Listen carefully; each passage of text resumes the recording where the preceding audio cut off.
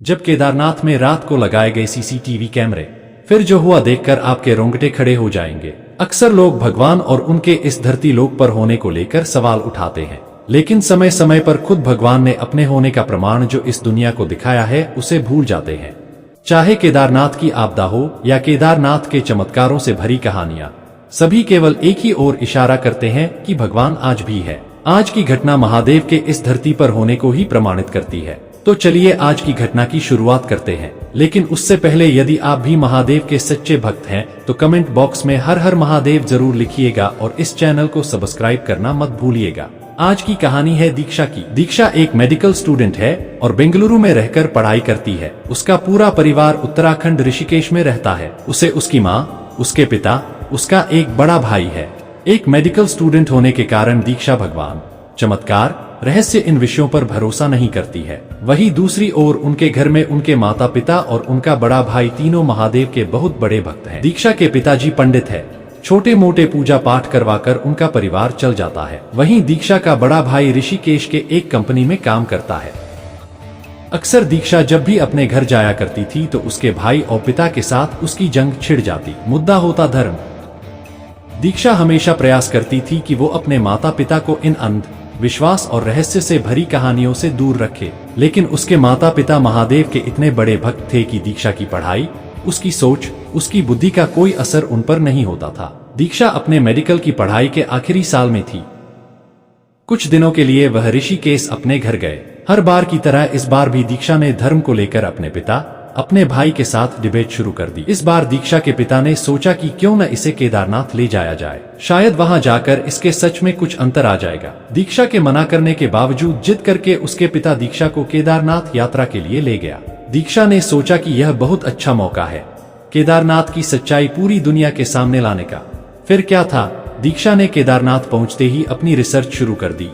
वह किसी ऐसी भी मिलती तो उनसे ऐसे ऐसे सवाल पूछती कि उनका जवाब बड़ी मुश्किल से ही कोई दे पाता था। दीक्षा के पिताजी उसे एक साधु के पास लेकर गए।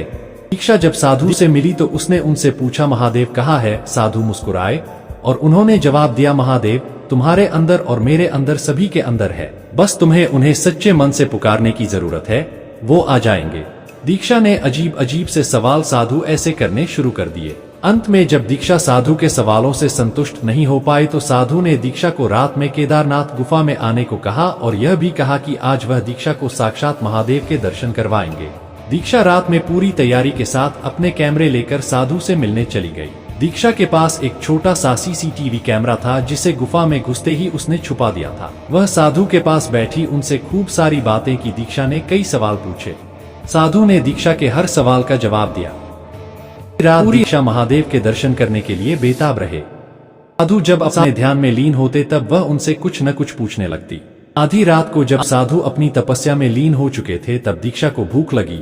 अंधेरी गुफा, पूरी तरह सन्नाटा। ऐसे में भूख के मारे दीक्षा काफी परेशान हो गई थी। तभी साधु ने दीक्षा से कहा कि तुम्हारी बाईं तरफ फलों से भरी टोकरी है, तुम्हें भूख लगी है, खा लो। यह सुनकर दीक्षा चौंक गई। उन्हें कैसे पता मुझे भूख लगी है?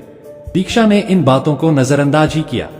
वह जब महादेव के दर्शन की आस में पूरी रात बैठी दीक्षा वापस जाने लगी तो साधु ने कहा, जो सीसीटीवी कैमरा तुमने दरवाजे के पीछे लगाया है उसे जरूर लेते जाना।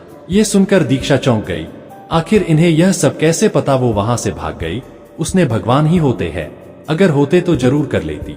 ये देखिए रात से सुबह तक का पूरा वीडियो और बताइए कहा है कि भगवान दीक्षा के पिता बैठकर पूरा वीडियो दिखा। उन्होंने दीक्षा से कहा कि तुमको डर नहीं लगा? दीक्षा ने कहा कि करना क्या है, पूरी रात में साधु जी से बात करती रही, कब रात कट गई पता ही नहीं चल। फिर दीक्षा के पिता ने दीक्षा से पूछा कि साधु है कहाँ? तुमने शायद कैमरे का एंगल सही नहीं लगाया। यह सुनकर दीक्षा चौंक गई और तुरंत पूरा वीडियो देखने लगी।